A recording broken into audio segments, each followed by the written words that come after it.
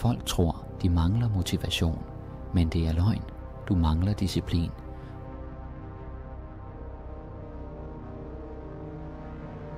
Motivation føles godt. Det er det der, jeg har lyst i dag, humør. Men disciplin, det er, når du gør det, selv når du ikke gider. Når du står op, selvom du vil sove. Når du træner, selvom du hellere vil scrolle. Det er der, du bliver den, du sagde, du ville være.